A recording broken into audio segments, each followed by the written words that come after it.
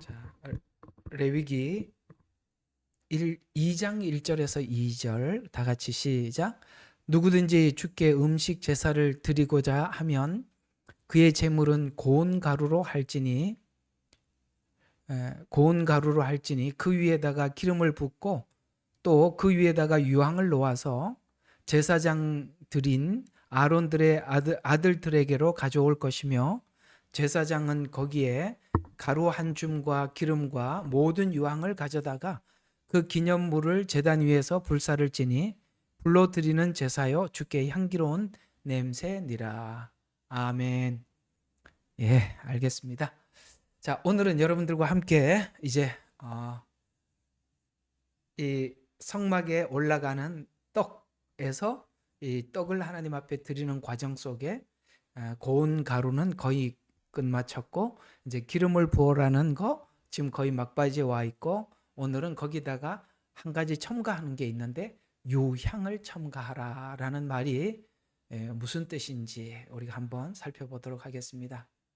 우리는 이미 신약을 가지고 있고 주 예수 그리스도 안에서 주님을 만나고 새롭게 된 우리가 우리 표현대로 하자면 변화된 많은 사람들을 성경을 통해서 보고 있습니다.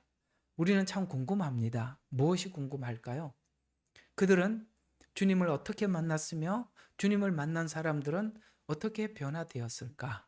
우리 또한 그렇게 살고 싶은데 그걸 어떻게 살아야 정말 이 사도들과 같이 주님을 만난 사람들 같이 살아갈 수 있을까라는 것이 우리의 궁금증이죠.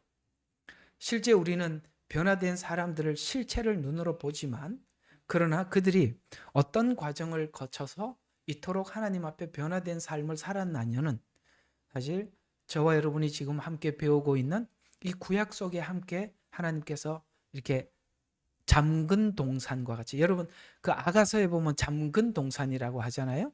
동산은 동산이에요. 그러나 그것이 잠겨져 있는 동산이기 때문에 열어주지 않으면 알 수가 없는데 하나님께서는 오늘 이런 내용을 통해서 이렇게 잠궈 놓고 우리에게 말씀해 주기를 원하시죠. 그러니까 그 하나님께서 잠궈 놓으셨으니까 하나님이 열어주지 않으면 우리가 참 보기가 어렵겠죠. 그러나 하나님께서 오늘 이 소재를 통해서 하나님께 드리는 떡상을 통해서 하나님께 오늘 여기 본문에 뭐라고 말씀하셨죠? 2장 2절 후반부에 보면 주께 향기로운 냄새니라 이렇게 말씀하셨죠. 예수님의 삶은 향기로운 삶이었고 우리 또한 그렇게 향기로운 삶을 살려면 오늘 하나님께서 오늘 이 말씀과 같이 이 말씀 속에서 의미하는 것들을 우리가 살피고 음미하면서 우리의 삶도 주님을 따라 살기 위해서는 필연적으로 이렇게 가야 하는 거구나라는 것을 우리가 함께 이해하는 것에서 오늘은 여러분들과 함께 성령 안에서 연합되어야 신자는 작은 예수 그리스도의 그러니까 우리를 보고 하나님은 작은 예수라고 말씀하고 있어요. 내가 너를 보내노니라고 했으니까 내가 너를 보내노니라고 했으니까 우리가 누구를 만나도 사람들이 주님이 나를 보냈다는 것을 알아야 정상이죠. 누가 보낸지 모르면 안 되잖아요. 그러니까 누가 보냈으니까 꼭 그 보낸 사람의 말을 하고 보낸 사람의 어떤 성품을 가지고 사람들을 대하듯이 우리 주님은 우리를 보내셨고요. 우리를 보내셨으니 어디를 가더라도 우리가 주님과 같은 그런 삶을 살아야 할 줄로 믿습니다. 그것이 오늘 여기 소재물을 통해서 우리에게 말씀하고 있는 것이 바로 소재물에 기름을 부어야 한다라는 것을 몇 시간 여러분들이 말씀을 드렸습니다만 오늘 거의 정리하는 차원에서 한번 기름을 붓는다는 것이 무엇이냐? 성령 안에서 성화되어야 한다는 성령 안에서만이 성화된 것이 성화라라고 계속 여러분들에게 강조해서 말씀을 드렸습니다. 우리가 왜 성령 안에서 성화되어야 하는 그 이유는 만약에 우리가 성령 안에서 성령을 따라 변화되지 않으면 복음 즉 예수 그리스도 없는 자의 죽음은 사실 우리는 금욕주의에 불과하죠. 금욕주의가 아시죠? 그저 자기 절제, 자기 의지로 자기를 절제하는 거 이런 걸 보고 우리는 금욕주의라고 하는데 여러분 금욕주의도 우리가 신앙과 유사해서 속기 쉽습니다. 자, 이게 여러분과 제가 이 성화라는 이야기를 하면서 여러분들이 굉장히 헷갈려하는 것이 뭐냐면 여러분이 그리스도 안에서 성화될 마음이 있었어요. 그래서 열심히 성화가 되었는데 어느 날 보면 이상하게 내 아집만 강해져 있고 사람들과는 연합이 안 되고, 그렇죠? 뭔가 이렇게 만나면 너하고 나하고 틀리는 거나 발견하고 나누기만 하고 이런 게, 이게 도대체 왜 그럴까? 성경에서 말씀하신 대로라면 이런 건 아닐 텐데, 그런 생각을 해본 적이 각자 나름 있으실 겁니다. 그렇죠? 이거는 분명히 하나님께서 주시는 열매는 아닌 것 같아. 왜? 하나님의 사람들은 그렇게 안 살았는데 나는 왜 그렇게 사라지지? 근데 이 금욕주의가 무서운 게 있습니다. 우리가 성령을 따라서 변화되지 않으면 우리가 이 금욕주의는 어디까지 갈 수 있느냐면 고린도전서 13장을 한번 보십시다. 여기에 무시무시한 말들이 여기 남겨 있죠. 이렇게 말씀하고 있습니다. 자, 우리가 성령을 따라가지 않아도 이렇게까지는 될 수 있답니다. 자, 13장 1절부터 3절. 그래서 자주 제가 강조해 드리는 말씀입니다만, 내가 사람들과 천사의 방언을 말한다 해도 사랑이 없으면 소리나는 노시나 시끄러운 꽹가리가 되고. 자, 천사들의 방언, 이게 뭐죠? 누가 들어봐도 그 메시지가 너무너무 기가 막히는 거예요. 진짜 하늘나라, 그러니까 하늘나라 소리 같아 보여요. 그럴 정도로 천사의 방언을 한다. 이게 여러분들이 말하는 방언을 이야기하는 게 아니라 여기서 말하는 방언은 우리의 메시지가 누가 봐도 너무 천상의 소리와 같은 설교란 말이에요. 천상의 메시지와 같은 메시지를 전한다고 해도라는 이야기가 되는 거거든요. 마이크를 좀 꺼주시면 고맙겠습니다. 고맙습니다. 자, 그래서 방언이라는 말은 우리 말하는 방언이 아니라 정말 천사의 소리와 같은 메시지를 전해요. 그런데 사랑이 없으면 이상하게도 듣는 사람이 그게 느껴진대요. 노시나 시끄러운 꽹가리가 되고. 여러분, 노시나 꽹가리는 메시지의 의미가 있어요, 없어요? 동일한 말을 똑같이 징징징징징 할 뿐이지 거기에 어떤 메시지도 없다, 이 말입니다. 이상해요. 사랑이 없이 전하는 메시지는 듣는 사람이 알아진대요. 그 다음에 또 보죠. 예언의 은사가 있어 모든 신비를 모든 지식을 알고 산을 옮길 만한 믿음이 있어요. 여러분, 예언도 있어요, 지식도 있어요, 믿음도 있어요. 그런데도 뭐가 없으면요? 사랑이 없으면 아무것도 아니요. 자, 아까 이제 내가 금욕주의를 말씀드린 이게 3절이 금욕주의예요. 보세요. 내가 모든 소유를 주어 가난한 사람을 구조. 여러분들, 이게 굉장히 금욕의 절정에 달한 거죠. 무소유 신앙이라는 거예요. 여러분, 이 무소유라는 이게 참 대단한 신앙들 아니겠어요? 그렇죠? 그래서 모든 소유를 주어 가난한 사람을 구제하고, 자, 우리가 어디까지 갈 수 있냐? 내 몸을 불살에게 내어준다 하더라도 이게 뭡니까? 정의를 위해서 자기를 불사르는 겁니다. 대단한 사람들 아니겠어요? 아마 우리는 이런 사람들은 인류에 이름이 남아있을 만한 사람들일 겁니다. 그런데도 사랑이 없으면 아무것도 아니요 라고 이야기합니다. 아무것도 아니래요. 여기에 보면 굉장한 일들입니다. 예언, 지식, 믿음, 구제, 자기 몸을 불사르게 내어주고.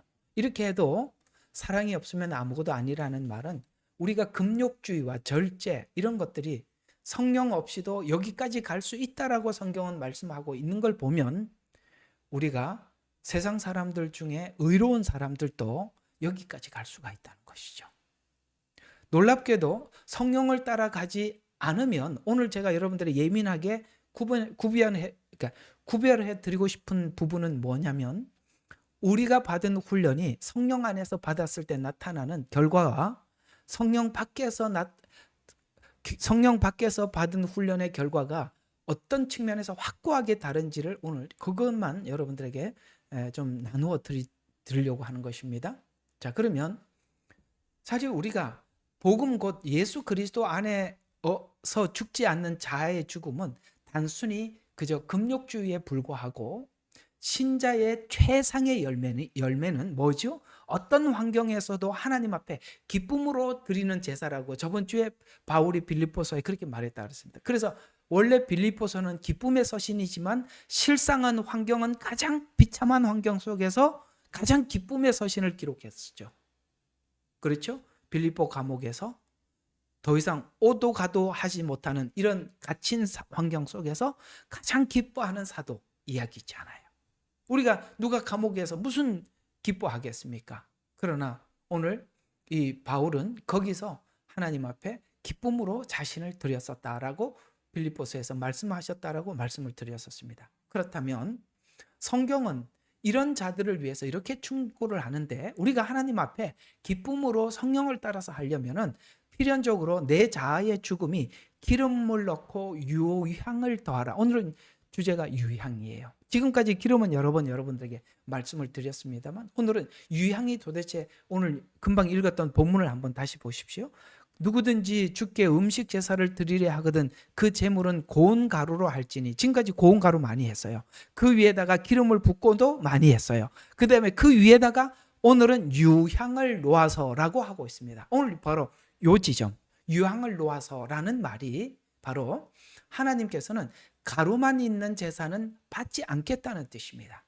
기름도 유향도 없는 가루가 되지 말라는 뜻은 기름은 저번에 말씀드린 것처럼 이 가루가 흩어지는 바람에 날리는 것을 묶는 힘으로 작용을 한다면 성령의 열매는 반드시 자기 부정은 오늘 여기 기름은 그게 뭐죠? 가루가 날아가지 않고 뭉쳐지듯이 성령 안에서 훈련을 받고 세워진 사람들은 그 열매가 필연적으로 연합을 위해서 간단 말이에요. 자, 연합을 위해서 간다라는 말을 한 가지 조금 더 같은 이야기를 수백 번 계속 반복하는 이유는 아주 여러분들이 공부를 안 해도 그냥 이 자리에서 확고하게 못을 박으려고 하는 거니까. 이게 왜 연합이 될 수밖에 없냐면 성령의 열매를 보세요. 갈라디아서 2장이잖아요. 성령의 열매를 한번 잘 보세요. 이게 연합이 될 수밖에 없는 거죠. 자, 갈라디아서 2장에 보면 성령의 열매는 이런 것이다라고 말씀하고 있는 것이 2장 몇 절이죠? 이렇게 빨리 안 보이죠?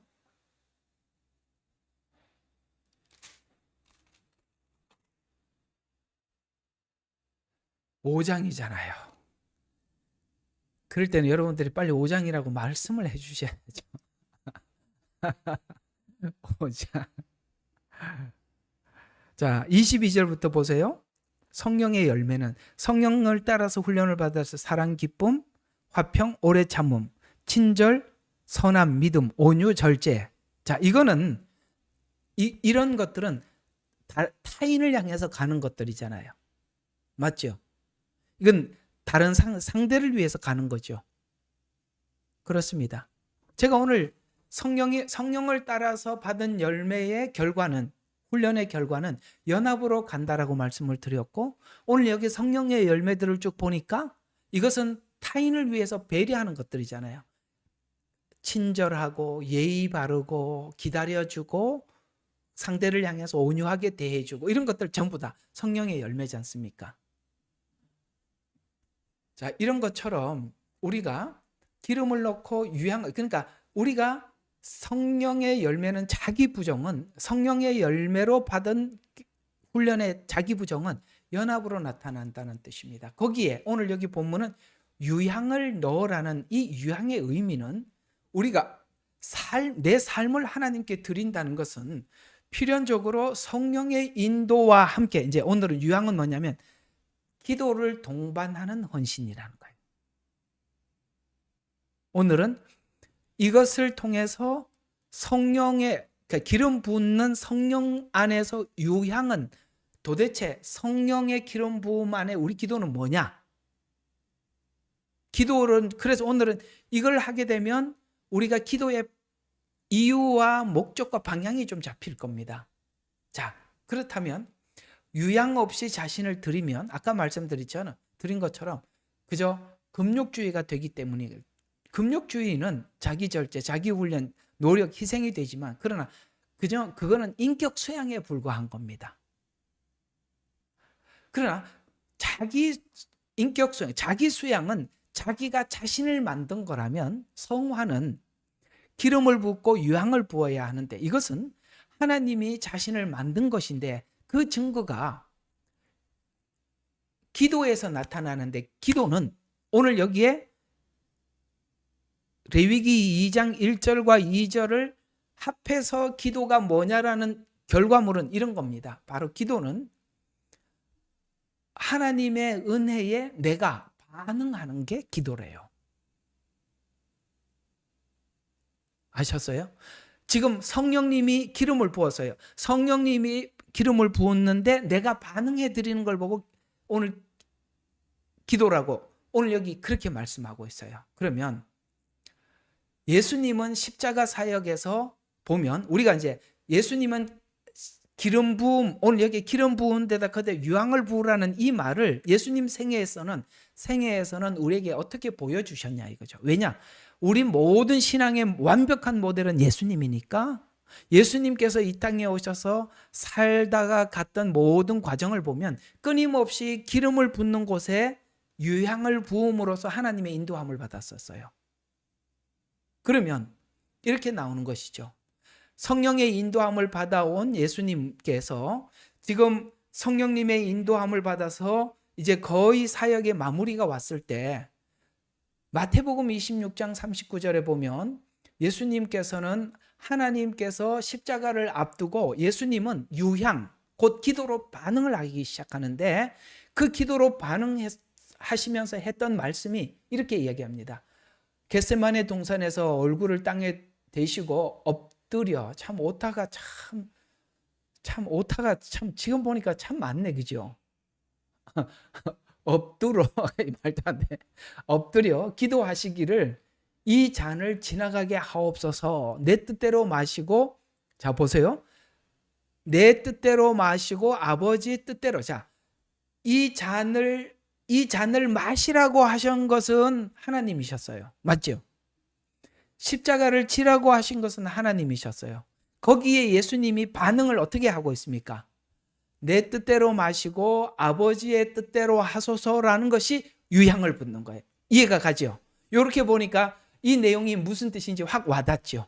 하나님께서는 성령님의 인도함을 받아서 여기서 왔어요. 그리고 예수님은 그 성령님의 인도함에 기도로 지금 하나님 앞에 반응하고 계시는 겁니다. 그 반응에 뭐라고 말씀하셨어요? 이 잔을 지나가게 하옵소서. 자기 기대를 하나님 앞에 올려드립니다. 그러나 굉장히 중요한 게 내 뜻대로 마시고 아버지 뜻대로 하소서 했는데 응답이 어떻게 왔죠? 아버지 뜻대로 하라고 응답이 와서 뭐 어디로 갑니까? 십자가를 지고 가십니다. 그것이 왜 순조롭게 십자가를 질 수 있었을까요? 바로 유향을 부었기 때문에 그런 겁니다. 하나님의 뜻에 기도하고 하나님 앞에 올려드리고 하나님께서 인도하는 인도를 받으면 내가 좋든 싫든 간에 하나님의 응답으로 받아들이게 돼요. 오늘 예수님은 십자가를 지는 것으로 하나님께서 이끄시니까 그걸 받아들여서 십자가를 지십니다. 이게 기도한 자들이 성령의 인도함을 받는 삶이에요. 그래서 성령의 인도 더하기 기도로 나온 결과입니다. 바로 그래서 예수님은 하나님께서 주신 그 사역을, 그 부르심을 완수할 수 있었던 것입니다. 따라서 기름 더하기 유향을 넣어야 하는 이유는 십자가의 죽음이 성령 안에서 죽음임을 기도를 통해서 말씀하시는 것입니다. 성화가 되려면 필연적으로 기도를 통해서 성화되어야 한다는 말이 오늘 여기 본문이 우리에게 말씀해 주고 있는 것이고 실제 예수님도 그러한 인생을 사셨습니다. 오늘 우리 조미정 성도님도 합세하셨네. 감사합니다. 깜짝 놀랐어요. 자, 이런 상태를 모형으로 보여준 것이 예수님의 생애에서 나타났던 모든 과정. 자, 이게 아까는 십자가에서만 말씀을 드렸지만 예수님의 전 생애가 그렇게 살아왔어요. 자, 처음에 오시자 마시자, 예수님이 오시자 마시자 어떤 일이 있었어요? 여기 마태복음 3장에 침례를 받는 장면이 나옵니다. 그렇죠? 거기에 보면 침례 요한이 침례를 주니까 침례 요한이 뭐라고 외쳤습니까? 내가 당신에게 가야 되는데 당신이 어떻게 내게 오십니까? 라고 했더니 예수님이 이제 허락하라. 이렇게 해서 하나님의 의를 이루는 것이 합당하니라. 이렇게 말씀하셨어요. 그렇죠? 이렇게 해서 하나님의 의를 이루는 것이 합당하니라 라고 하셔서 그 다음 절인 16절과 17절은 이렇게 이야기합니다. 비둘기같이 임하셔서, 그렇죠? 이는 내 사랑하는 아들이요 내 기뻐하는 자라 하면서 그의 말을 들으라 라고 하면서 그 다음에 예수님께서 직접 침례를 받고 그 다음에 성육신 하셔서 하나님이신 그분이 우리에게 침례를 줘야 하는데 침례 요한을 통해서 침례를 받음으로써 자신이 하나님이시지만 육신을 입은 자로서 세상에 하나님께서 선지자들을 세우고 제사장을 세운 그 틀 안에 예수님이 순종하셨죠. 하나님께서 만드는 틀, 뭐죠? 그들을 통해서 침례를 주시는 그 안에 들어가서 본인도 침례를 받으심으로써 모범을 보여주셨다는 것이죠. 이렇게 해서 성육신은 쉽게 말해서 내가 당신에게 가야 하는데 침례 요한이 그랬잖아요. 당신이 내게 이렇게 오십니까? 라고 했더니 뭐라고 하셨죠? 이렇게 해서 의를 이루는 것이 이제는 허락해라. 이렇게 해서 의를 이루는 것이 합당하다라고 말한 것은 예수님은 하나님이시지만 육신을 입고 오셔서 자기 권위를 내려놓으시고 아멘이시죠. 이게 굉장한 일이잖아요. 하나님이신 그분이 인간에게 침례를 받고 있어요. 뭡니까? 그 질서 안에 철저하게 순응하고 아시겠어요? 하나님이 만든 그 틀을 하나님이 와서 깨트린 게 아니라 하나님이 만든 틀 안에 본인이 순종함으로써 우리 모두에게 어떤 모범을 보여주느냐? 하나님이신 그분이 그 말씀 틀 안에서 복종하는 걸 보여줘서 우리 모두에게 모범이 되어주셨다는 것이죠. 그래서 예수님이 이렇게 말씀하셨죠. 나는 섬기려 하고 많은 사람들의 속죄 제물을 위해서 내가 대속물로 오셨다라고 말씀하고 있습니다. 그렇습니다. 그분은 하나님이시지만 섬기러 오셨어요. 이런 것처럼 오늘 성령의 열매가 보니까 뭡니까? 모든 것을 내려놓는 거잖아요. 무엇을 위해서? 모든 사람의 유익과 도움을 위해서. 예수님은 성령 안에서 열매를 맺음으로써 우리 모두에게 이런 구원의 은혜를 베풀어 주신 것처럼 우리가 성령을 따라서 자아가 죽은 자들은 이렇게 모든 사람의 유익을 위해서 자기의 기득권을 내려놓을 줄 알고 다른 사람을 위해서 배려할 줄 알고 섬길 줄 안다. 이것이 바로 성령 안에서 훈련받은 자의 열매예요. 자, 그러면 제가 지금 성령 밖에서 열매를 맺는 사람들은 자아가 강해진다고 했습니다.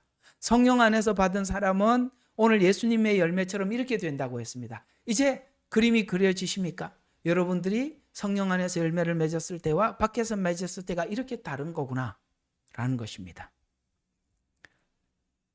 그래서 예수님께서는 우리에게 또 이런 말씀까지 남겨주셨죠. 요한복음 5장 30절에서 32절에 보니까 자, 요한복음으로 가서 보는 게 훨씬 더 우리에게 유익하겠죠. 자, 요한복음 5장 30절에서 32절을 우리가 함께 보면 이렇게 말씀하고 있지요.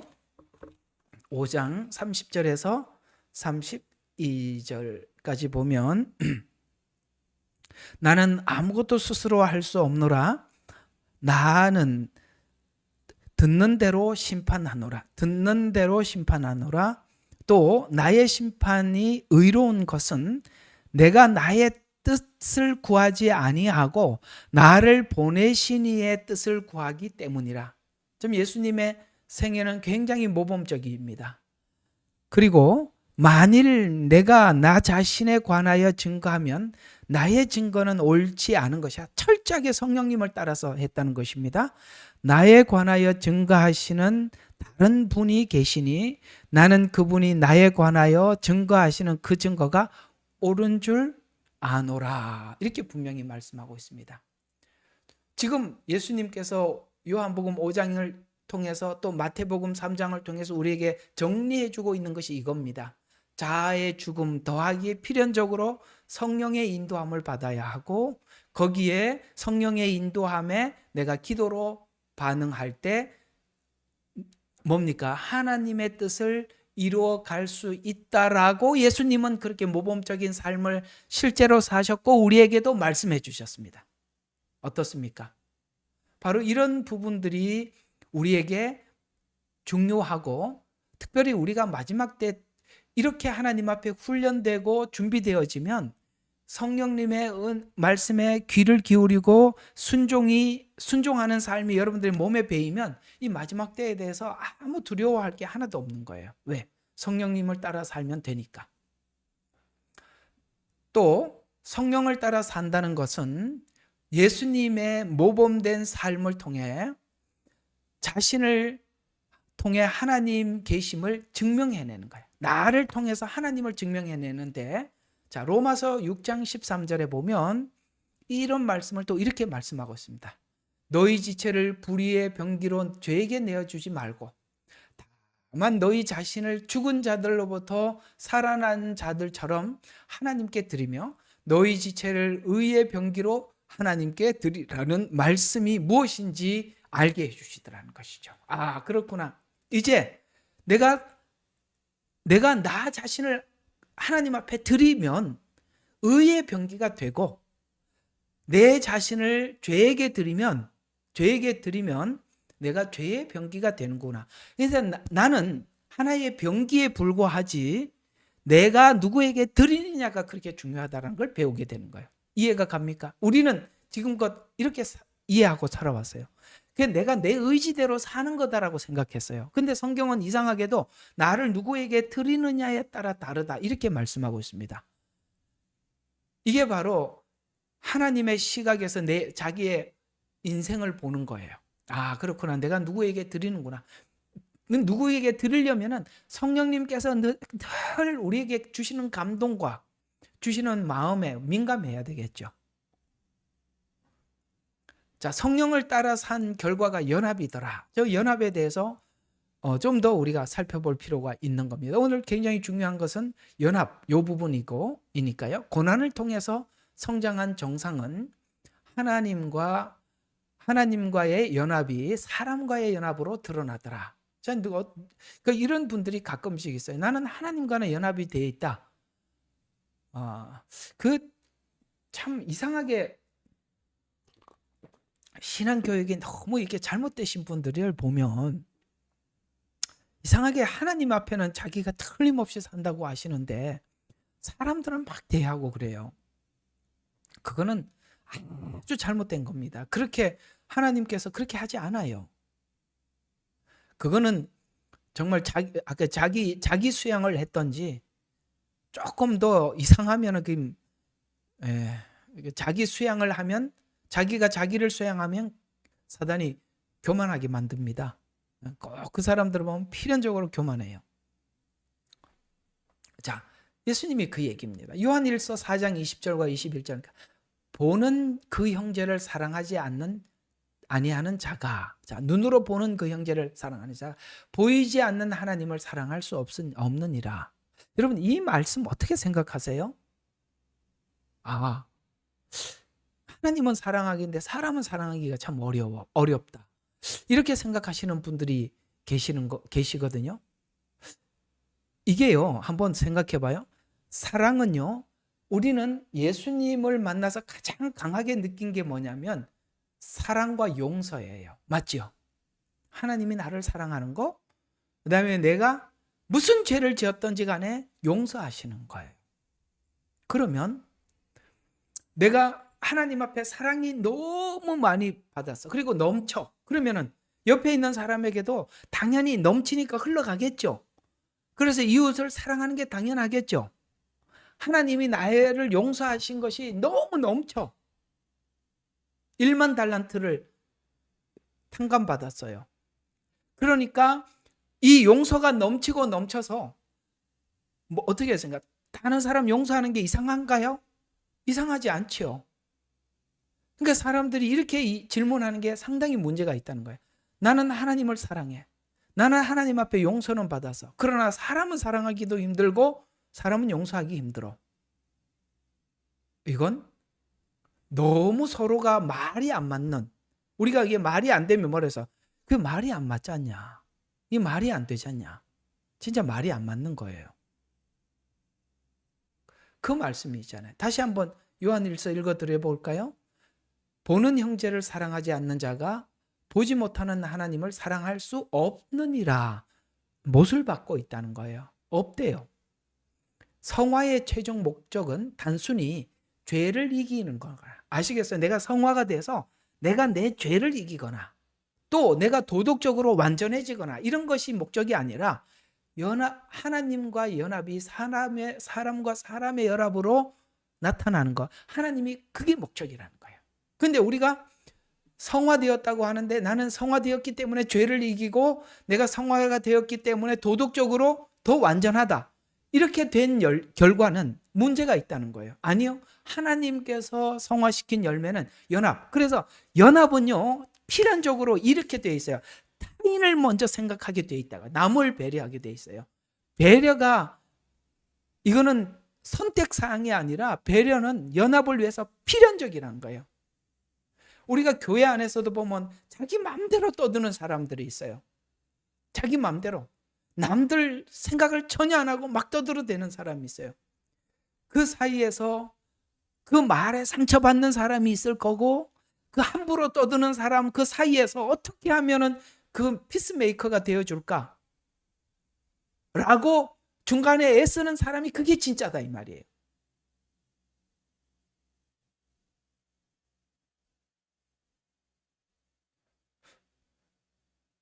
가만히 있는 거 보니까 힘든 모양이네. 그렇게 돼야 돼. 자, 여러분들 스스로 진단을 해보셔야 해요. 내가 내 스스로 변화되었는지 성령 안에서 새로워진 건지 오늘 그 부분을 진단해 보는 것입니다. 또 연합이라는 증거를 이렇게 말씀하고 있습니다.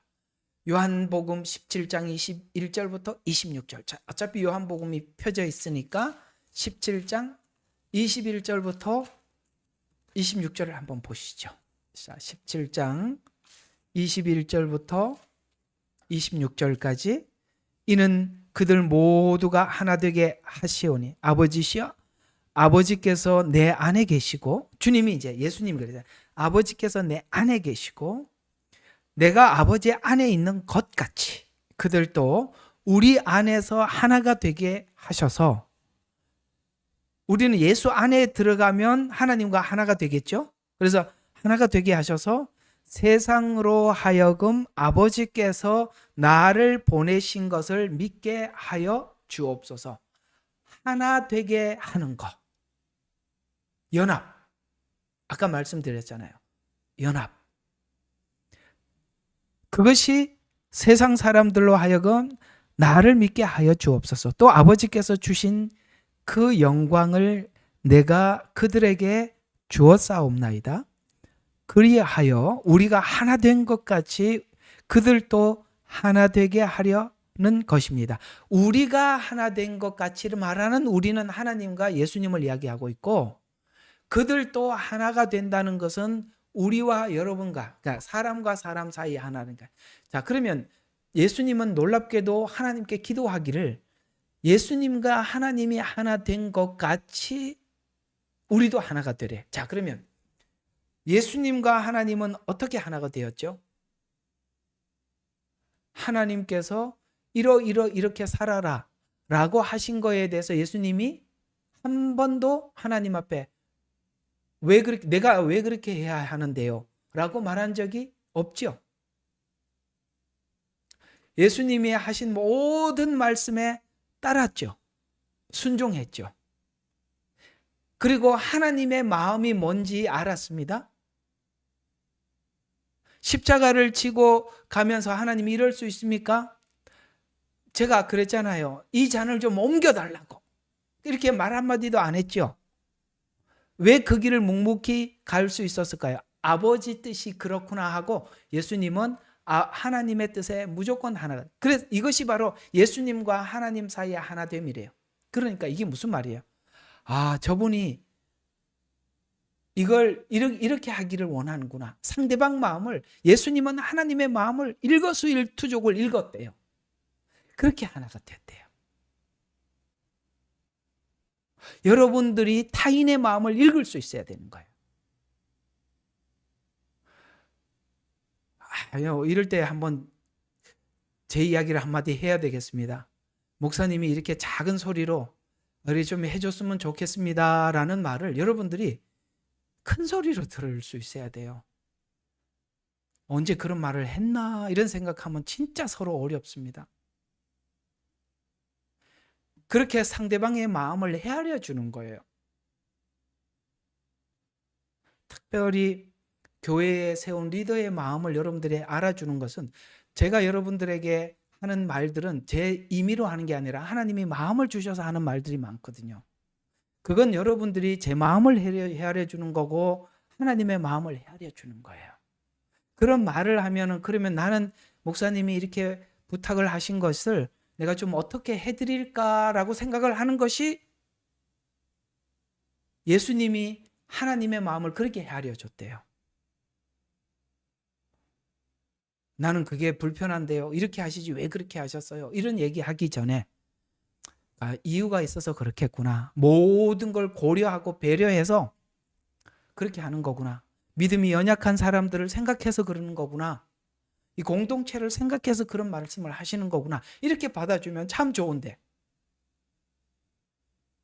우리 이제 시온이하고 시엘이가 아직은 이제 초등학생들인데, 얘들은 뭐 필요 없어요. 지나가다가 자기들 필요한 것만 이야기해요.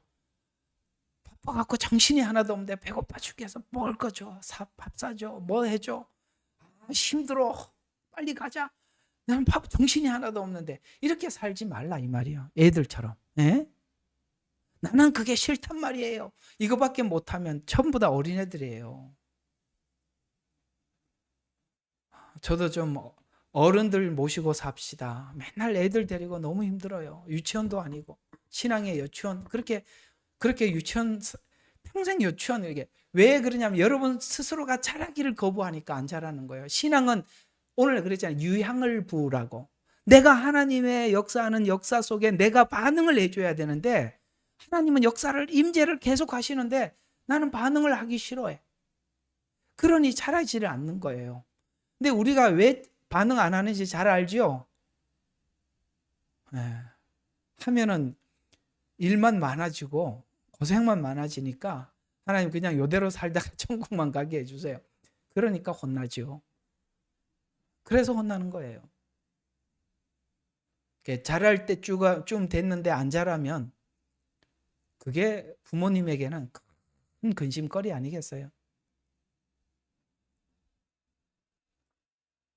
계속, 자, 22절, 또 아버지께서 내게 주신 그 영광을 내가 그들에게 주어 싸움나이다. 그리하여 우리가 하나 된 것 같이 그들도 하나 되게 하려는 것이옵나이다. 내가 그들 안에, 또 아버지께서 내 안에 계심을 그들을 하나로 온전케 하셔서 아버지께서 나를 보내신 것 같이 나를 하신 것처럼 그들을 사랑하신 것을 세상으로 알게 하려 함이니라. 아버지여, 내가 바라오니 아버지께서 내게 주신 그들도 내가 있는 곳에 나와 함께 있게 하셔서 그들로 아버지께서 내게 주신 나의 영광을 보게 하소서. 이는 아버지께서 세상의 기초가 놓이기 전부터 나를 사랑하였기 때문입니다. 오 의로우신 아버지여, 세상은 아버지를 몰랐지만 나는 아버지를 알았고, 라는 말은 무슨 뜻이냐면, 세상 사람들은 하나님을 모르지만 우리는 알잖아요. 그 말이에요. 세상 사람은 아버지를 몰랐고 나는 알았고 라는 얘기는 예수님 이야기인데, 지금 우리 입장에서 보면 세상 사람들은 하나님을 모르지만 우리는 알잖아요. 그러니까 예수님 같은 마음을 가졌다는 것은 바로 오늘 예수님이 표현한 이런 마음이 우리 안에 있어야 되는 것이죠. 또 그들이 아버지께서 나를 보내신 것을 알았사옵나이다. 또한 나는 그들에게 아버지 이름을 밝히 알게 하였으며 또 밝히 알게 하리니 라는 것은 앞으로 십자가 질 이야기예요. 하리니는 십자가 지기 이전이니까 알게 하리니 이는 아버지께서 나를 사랑하신 그 사랑이 그들 안에 있게 하시고 그들 안에 있게 하시고 또 내가 그들 안에 있게 하려 함이니이다. 아멘. 그 사랑을 내 안에 품고 사는 것이 예수님이 내 안에 있는 거래요. 이런 것처럼 하나님과의 연합이 진짜라면 그 결과는 관계의 연합으로 나타난다. 오늘 예수님의 기도 속에서 나오는 겁니다. 히브리서 12장 11절에도 이렇게 말씀하고 있습니다. 연단 받은 자들에게는 뭐가 있어요? 의와 평강의 열매를 맺느니라. 이렇게 말씀하고 있습니다. 의, 평강, 열매를 맺느니라. 왜 성령을 따라 살라고 그렇게 성경은 강조하느냐면 성령을 따라 살아야 여러분 있잖아요. 성령을 따라 사는 것이 얼마나 큰 축복이냐면 성령을 따라 살다 보면 내가 나도 모르는 사이에 두 가지가 해결이 돼. 몇 가지가? 두 가지가. 성령을 쫓아 살면 나도 모르게 두 가지가 나도 모르게 해결이 되는데 하나는 세균이 틈타질 않아. 이게 무슨 뜻일까요? 여러분, 우리 신앙에 세균이 사단이 틈을 타면 이상하게도 남을 용서하지도 못하고 서운하고 신앙이 맨날 넘어졌다 일어섰다 그런 일들이 끊임없이 반복이 되는데 놀랍게도 성령님을 따라서 살면 세균이 틈탈 새가 없어요. 그래서 만나면 희생하게 되고 여러분 희생하게 되기 때문에 시험에 들지 않는 거예요. 또 하나 용서하면서 살기 때문에 내가 시험에 들지 않아요. 하나 되기 위해서 배려하는 삶을 살다 보니까 내가 시험에 들질 않아. 시험은 전부 다 자기 욕심 때문에 드는 거예요. 야고보서에서 그렇게 말씀하신 게 하나님은 우리를 시험한 적이 없어요. 그러나 우리 안에 있는 이런 문제점들이 스스로 시험에 들게 만드는 거예요. 그러니까 사실은 우리가 성령을 따라 살지도 않고 하나님의 음성에 민감하게 살지도 않고 하나님이 우리에게 요구하는 삶을 거부하면서 계속 시험에 들면서 우리는 하나님 앞에 이렇게 외치고 있어요. 하나님 저희한테 왜 이렇게 계속 시험만 들게 하세요? 아니요. 시험에 드는 길을 내가 선택해서 가서 드는 거예요. 희생하면서 살고 용서하면서 살고 배려하면서 살면 세균이 틈타질 않아요. 시험에 들지 않아요. 또 하나 부패하지 않아요. 부패한다는 것은 이상하게 우리가 변질되지 않아. 우리가 신앙생활을 오래 한 사람들 중에 변질된 사람을 많이 보는데 우리가 하나님의 말씀을 따라서 순수하게 살지 않았기 때문에 우리는 부패하는 거예요.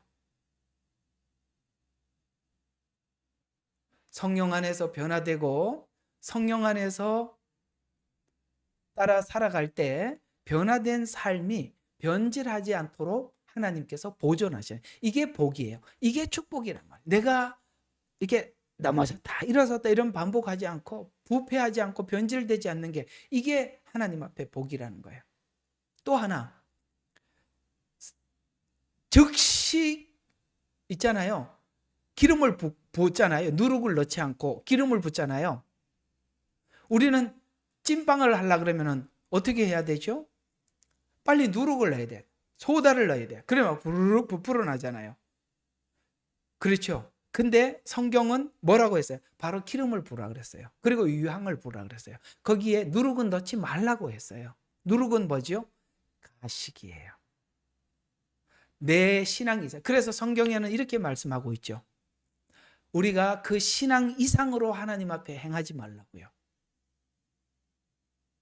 그게 누룩이에요. 내 믿음 이상으로 하는 것은 전부 다 사람에게 보이기 위해, 이걸 보고 누룩이라고 이야기하는 거예요.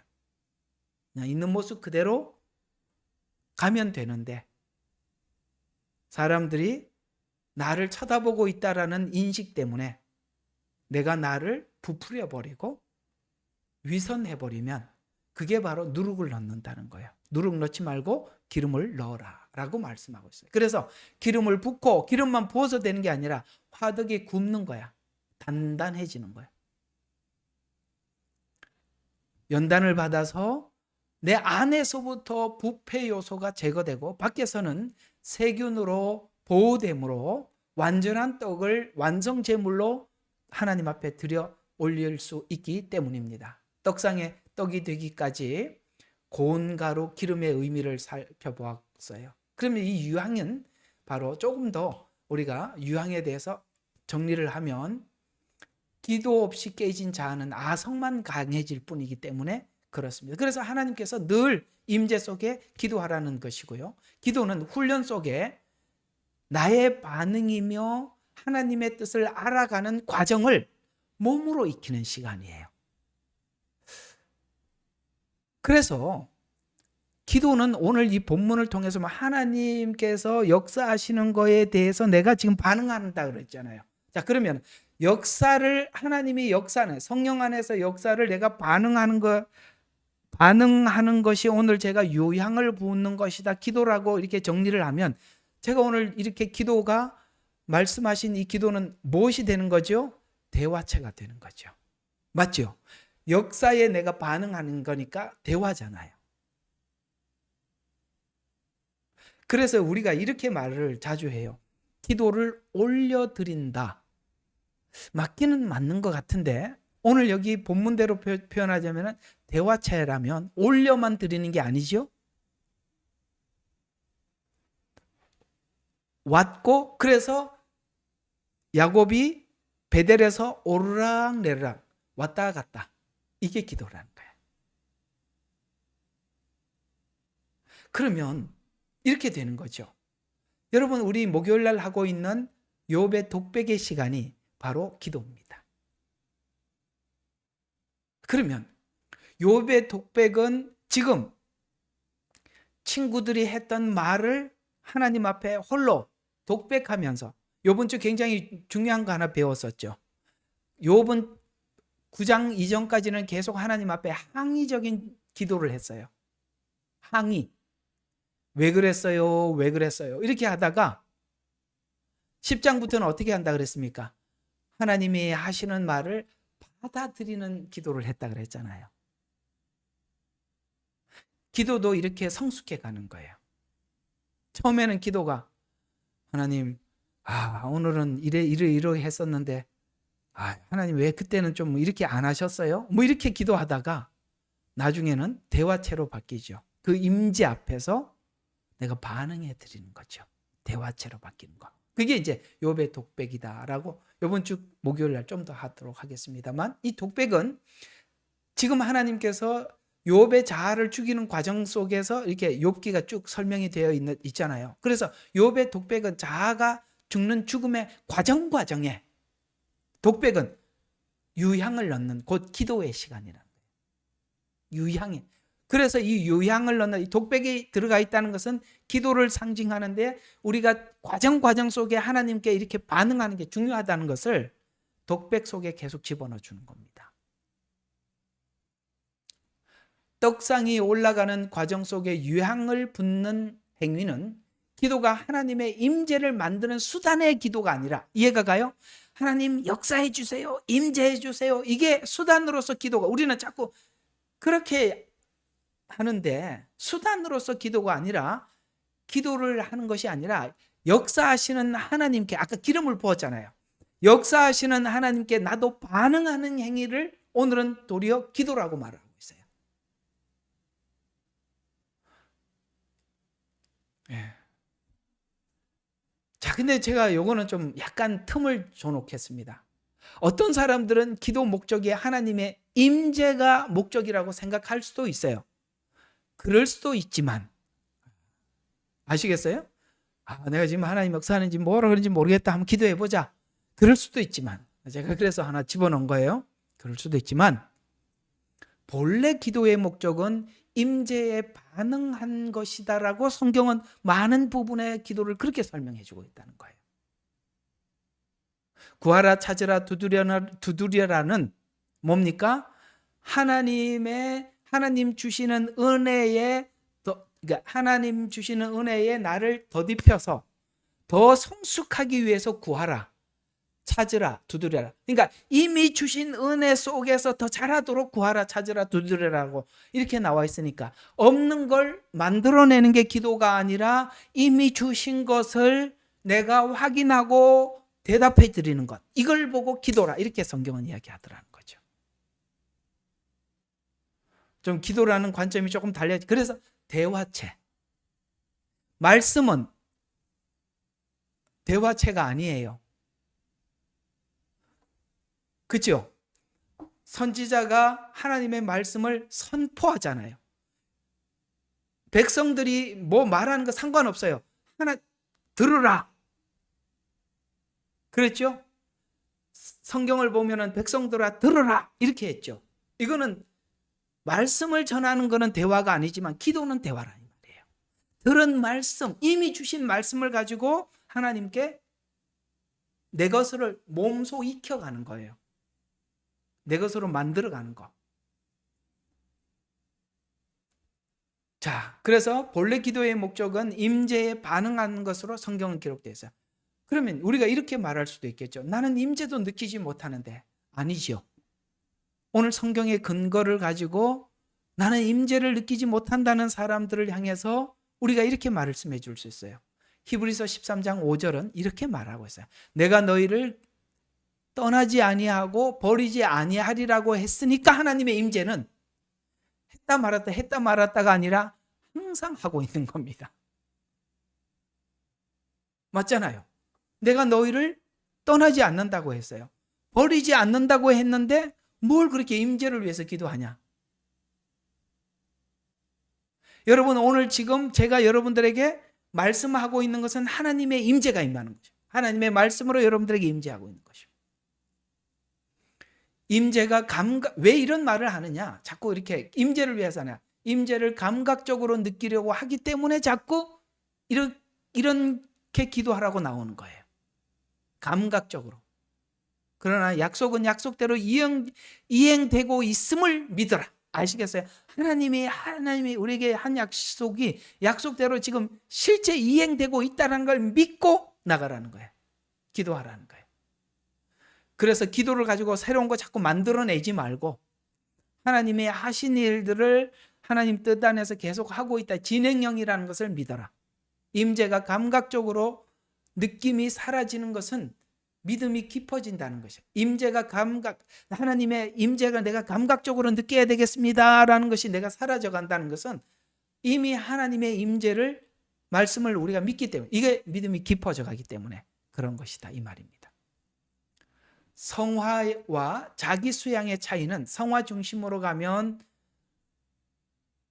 성화를 중심으로 바뀌는 사람은 기도가 그 중심이 되고 은혜 중심으로 하나님의 뜻을 배우고 이해가 가요? 기도와 은혜, 성령의 역사에 반응해서 말씀 더하기, 회개 더하기, 순종, 훈련을 통해서 내적인 변화와 생명을 얻게 되지만 자기 중심, 자기 의지로 가면 자기 수양으로 가는 자들은 기도가 없는 것이 특징이더라는 거예요.